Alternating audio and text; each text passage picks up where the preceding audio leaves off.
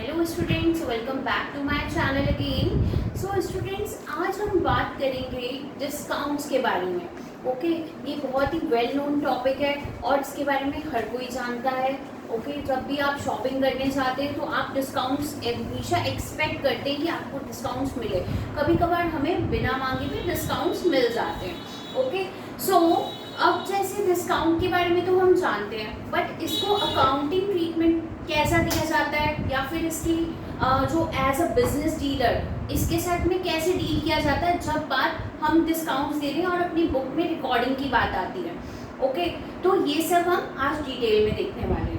तो सबसे पहले हम ये देखते हैं कि डिस्काउंट्स होते क्या हैं। तो बेटा, जब भी आप कभी गुड सेल करेंगे अपने कस्टमर्स को तो आप सेलिंग प्राइस पे डिस्काउंट्स देते हैं। ओके, या फिर हो सकता है कि आप इमीडिएट पेमेंट्स को बढ़ावा देने के लिए, मीन्स उसको मोटिवेट करने के लिए कस्टमर को कि वो आपको इमीडिएट पेमेंट कर दे, प्रॉम्प्ट पेमेंट कर दे, इसके लिए भी कई बार हम उसे डिस्काउंट्स देते हैं। बिकॉज बहुत बार ऐसा होता है कि हमारे कुछ कस्टमर्स हमसे क्रेडिट पे सामान तो ले जाते हैं बट उनकी पेमेंट्स हमें लॉन्ग टाइम तक रिसीव नहीं होती है। सो बिजनेसमैन का सबसे मेन मोटिव ये रहता है कि अभी जो गुड्स वो सेल कर रहा है उसका उसे हैंड टू हैंड पेमेंट मिले। ओके, चाहे उसे कुछ परसेंट के लिए उसे कैश डिस्काउंट भी उसे देना पड़ सकता है। तो अब हम इसकी डेफिनेशन रीड करते हैं। Okay, discount is either an allowance. Okay, या तो वो एक अलाउंस होगा जो कौन ऑफर करेगा आपको, सेलर ऑफ गुड्स ऑफर करेगा। किसमें से, out of the selling price, भाई गुड्स की सेलिंग प्राइस पे देगा। या फिर हो सकता है कि आपको वो प्रॉम्प्ट पेमेंट्स करने के लिए भी कोई डिडक्शन दे दे। ठीक है, मीन्स आपको थोड़ा सा डिस्काउंट देगा। आप सोचोगे कि अरे मैं 2 मंथ्स बाद करूंगा तो मुझे इतना पे करना है, अभी दे रहा हूँ तो मुझे 200 ऑफ मिल रहा है, तो आप क्या ऑप्ट करेंगे ऑब्वियसली कि आप इमीडिएट पेमेंट कर दें। ओके, नाउ अब it is of two types, की 2 टाइप्स का होता है बेटा।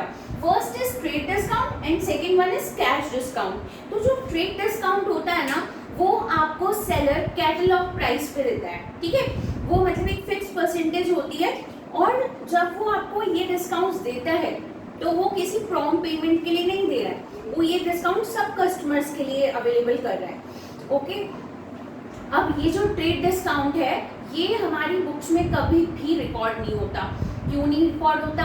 क्योंकि जब भी आप ट्रेड डिस्काउंट देते हैं तो मैंने आपको बताया था लास्ट क्लास में कि हम कैश मीमो बनाते हैं। अगर कैश पेमेंट्स करते हैं तो हमें कैश मीमो मिलता है बाय बिजनेसमैन। ओके, जो भी हमें गुड्स सप्लाई कर रहा है उससे। या फिर अगर आप क्रेडिट पे लेते हैं आपको इनवॉइस मिलता है, तो आपका जो कैश मीमो है या इनवॉइस है उसमें ऑलरेडी वो अमाउंट डिडक्टेड होता है ट्रेड डिस्काउंट का, तो इसलिए रिकॉर्ड ही नहीं किया जाता। Okay, so let's read this definition. When discount is allowed by a seller to its customer, seller देता है, किसको देता है, कस्टमर को। किस पे, एक फिक्स परसेंटेज होता है, किस पे होता है, लिस्ट या फिर कैटलॉग प्राइस पे। भाई जो भी आपका लिस्ट प्राइस है, कैटलॉग प्राइस है गुड्स का, उसके ऊपर आप एक फिक्स परसेंट लगा देते हो, वो तो होता है आपका ट्रेड डिस्काउंट। ओके, अब मेन बात आती है कि ये बुक्स में कभी भी रिकॉर्ड नहीं किया जाएगा।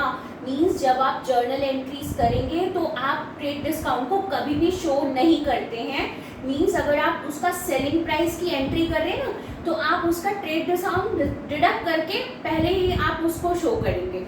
ओके, तो as it is deducted in the invoice, पहले ही इनवॉइस में या कैश मीमो में डिडक्ट हो चुका है, अपनी गुड्स की जो ग्रॉस वैल्यू है उसमें से पहले डिडक्ट हो चुका है। अंडरस्टूड। नाउ अब बात आती है हमारे कैश डिस्काउंट की। कैश डिस्काउंट से समझ आ रहा है कि इमीडिएट कैश दे दो और आप ये डिस्काउंट ले जाओ। ओके, तो ये एक तरीके का आपको एक बेनिफिट है और डीलर के लिए जो भी आपको सप्लाई कर रहा है मीन्स गुड्स, तो उसके लिए एक बहुत बड़ा प्लस पॉइंट है कि उसे अगर इतना डिस्काउंट देने से प्रॉम्प्ट पेमेंट्स मिल जाती है तो इससे बेटर तो होगा ही क्या। Okay, so when discount is allowed to the customers for making prompt payments, prompt means immediate payments, तो वो क्या हो जाता है, कैश डिस्काउंट। और बेटा कैश डिस्काउंट हमेशा आपकी बुक्स में रिकॉर्ड किया जाएगा।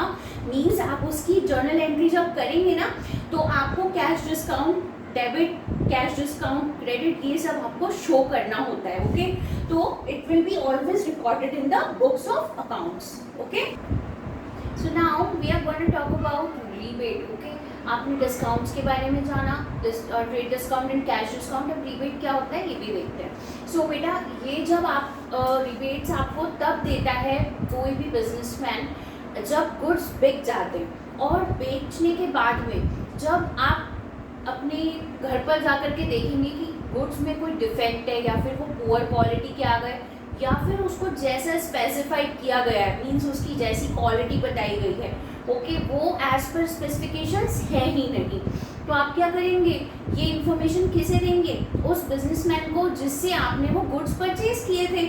ओके, अब क्या होगा, वो क्या करेगा, अपना कस्टमर बचाने के लिए, ओके, आपको अपना कस्टमर रखने के लिए आगे तक भी आपसे अच्छे टर्म्स बनाने के लिए वो आपको रिबेट देता है।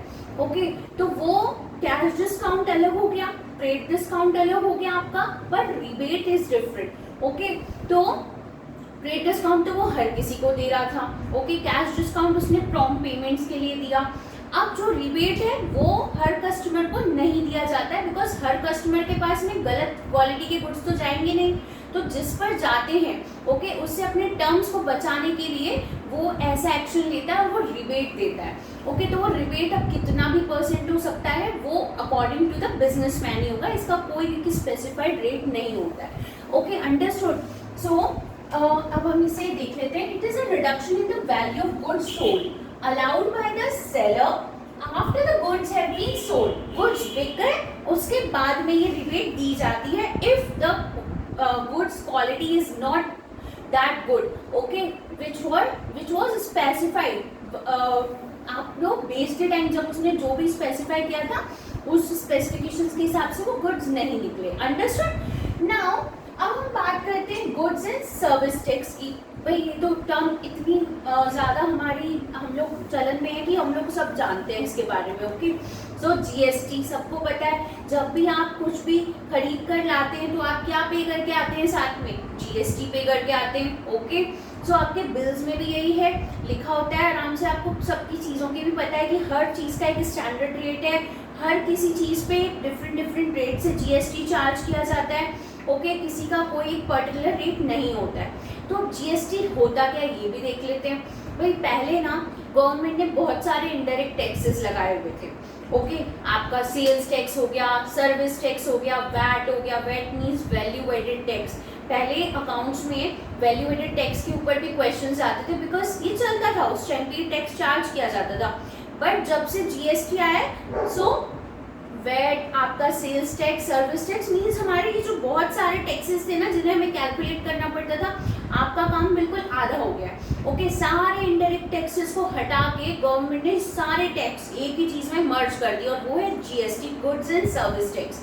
सारा टैक्स एक ही में मर्ज हो गया, सारी जो रेट है वो एक ही में हो गई। ओके, पहले जब हम कुछ भी सामान खरीद के लाते थे मार्केट से, तो उसमें डिफरेंट टैक्सेस और उनकी रेट्स लगाई होती थी।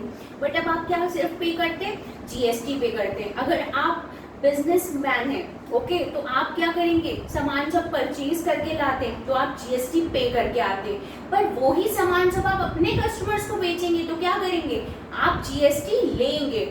ओके, तो जीएसटी कलेक्ट होगा। Understood. Now let's read about it. All indirect taxes like excise duty, ठीक है, sales tax, VAT, value added tax, service tax etcetera have been merged into a single tax। कौन से tax में मर्ज हो गए, GST में। Okay, तो इसके बारे में हम बहुत डिटेल में आगे पढ़ने वाले हैं। जब आपका ये जीएसटी का टॉपिक आएगा तो उसमें इंटरस्टेट और आपका जो भी जितने भी टाइप के जीएसटी होते हैं वो सब हम यहाँ देखेंगे। ओके, सो अभी के लिए इतना ही। So thank you for watching.